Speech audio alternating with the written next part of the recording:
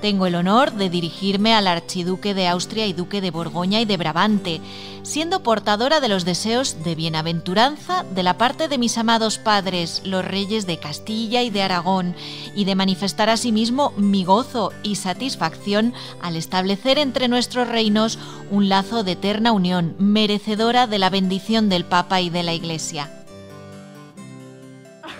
Loca de amor, loca de celos o loca por la fuerza. La historia debate desde hace siglos cuánto tuvo de víctima la hija de los reyes católicos y cuánto de verdadera enfermedad mental.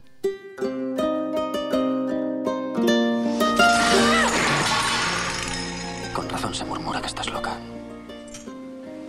Loca. Loca de amor.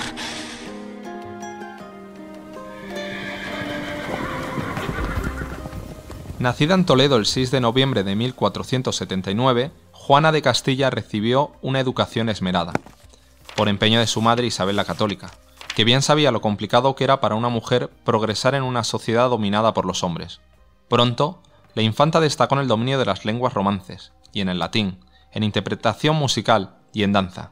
Con la intención de aislar políticamente a Francia, los Habsburgo cerraron una serie de alianzas con los reyes católicos que incluían el matrimonio de Felipe I, llamado el Hermoso, con la brillante infanta. Juana de Castilla contrajo matrimonio a los 17 años para empezar una vida conyugal marcada por las infidelidades de su marido y por la absoluta soledad. Resulta muy difícil diagnosticar una posible enfermedad con tantos siglos de distancia, pero desde siempre los expertos han planteado que lo que empezó como una psicopatía leve, agudizada por su aislamiento y su temprano despertar sexual, derivó con los años y los disgustos en un cuadro esquizofrénico.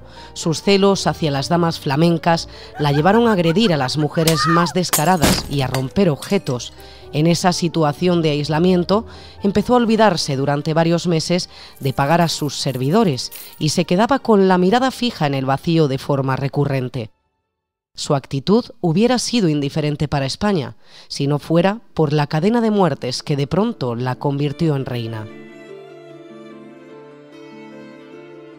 La muerte del único heredero varón de los reyes católicos y luego de la hija de mayor edad colocaron a Juana y a su marido en línea directa hacia el trono de España.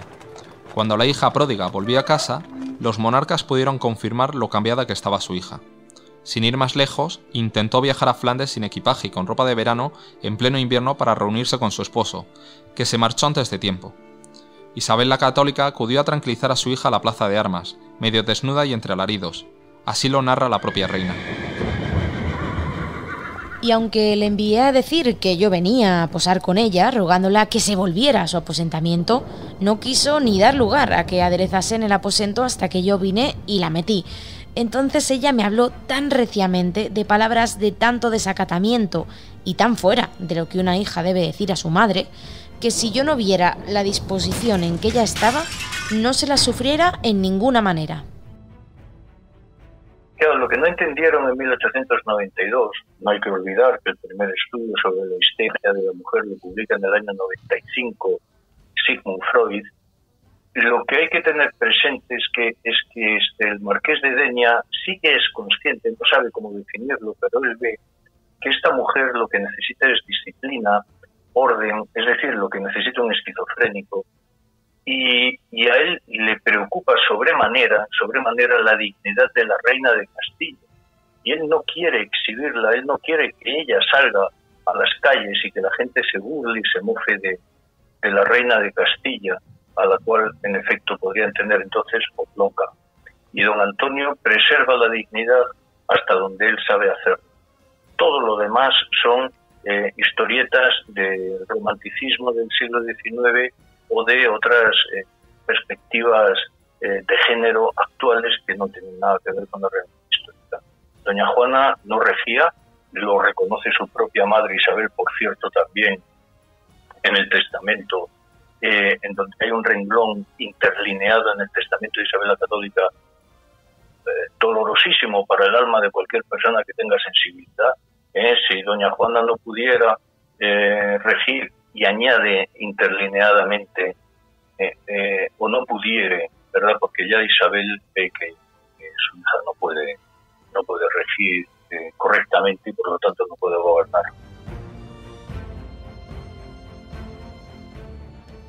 Aunque Juana se marchó detrás de su marido, no le quedó más remedio que volver tras la muerte de su madre. Jamás la volvió a ver con vida. Isabel dejó la corona a su hija, pero, sabiendo sus problemas mentales, apuntó que en caso de incapacidad gobernaría por ella su padre Fernando.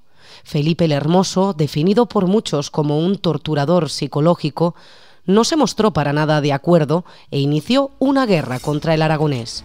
Quien pagó el precio más alto fue Juana. Tanto Fernando como Felipe airearon en la península su locura y la necesidad de ser ellos quienes gobernaran en su nombre. Juana, al oír lo que decía su padre de ella, negó la mayor.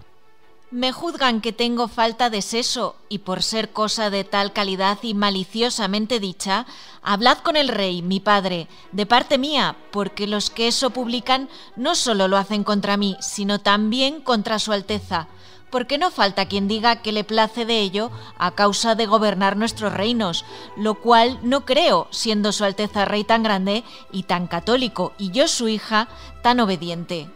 Claro que Felipe no era mejor que Fernando. Quería reinar a cualquier precio. El embajador español en Flandes le escuchó decir antes de viajar a España: «Esté cuerda o loca la reina, yo haré lo que a ella y a mí perteneciere, y cobraré Castilla contra voluntad de quien me lo resistiere».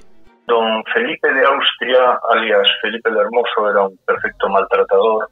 Él ve cuáles son las debilidades psíquicas de su esposa y entonces ahí ahonda y mete el dedo en la llaga y todas estas cosas para hacerle cuanto más daño mejor y poderla incluso intenta retirarla del ejercicio del gobierno. Verdaderamente la actitud moral de Felipe el Hermoso es deleznable. Felipe terminó haciéndose con el gobierno de Castilla tras un largo forcejeo con su suegro. Para ello no solo tuvo que enfrentarse a Fernando, sino silenciar a Juana y reducirla a la mínima expresión política. Si la reina no estaba loca, entre todos la enloquecieron. Doña Juana, primera reina de Castilla, no tenía una percepción coherente de la realidad y digamos que tenía los pies un poco despegados del suelo.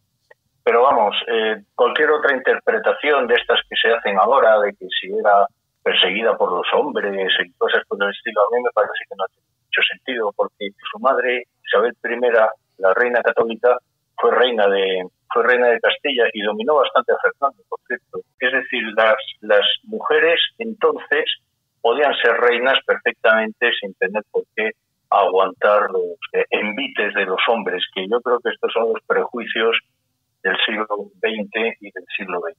La actitud de su marido y la sucesión de muertes que azotaron a su madre, a sus hermanos, a sus sobrinos, terminaron de destrozarle los nervios. Cuando su marido falleció de manera extraña a poco de empezar su etapa como rey de Castilla, la salud mental de Juana colapsó. Juana desenterró a su marido a la luz de las antorchas para llevarlo a Granada. Pidió a los presentes en Burgos, embajadores incluidos, que confirmaran que se trataba del cadáver de Felipe. Tras lo cual, inició un espectáculo fúnebre por los pueblos de Castilla que duró más de un año. Lo narró con claridad un testigo de aquellos días, Pedro Martir de Anglería, cronista y consejero de los reyes. En un carruaje tirado por 4 caballos, traídos de Frisia, hacemos su transporte. Damos escolta al féretro recubierto con regio ornato de seda y oro. Nos detuvimos en Torquemada. En el templo parroquial guardan el cadáver soldados armados, como si los enemigos hubieran de dar el asalto a las murallas. Severísimamente se prohíbe la entrada a toda mujer. Juana deambuló durante meses junto al cadáver. Recorrió una Castilla devastada por la peste hasta que Fernando regresó de Aragón para poner fin a la anarquía. Decidió internar a su hija en Tordesillas y allí permaneció 46 años de cautiverio. Los delirios fueron a más. Su hijo Carlos, que reinaría en su nombre, la mantuvo allí y solo la visitó un puñado de veces, y allí, encerrada, murió. Aún sigue abierto el debate sobre si este estado en el que se sumió Juana tras la sucesión de muertes familiares era algo transitorio o si realmente tuvo una enfermedad que la precaria psiquiatría de la época no supo ni quiso tratar correctamente. En el siglo XIX, Juana se convirtió en la loca a ojos de los románticos, que la tenían más como un personaje literario que real. Ni siquiera hoy es fácil dar con una respuesta que aúne historia, literatura y medicina.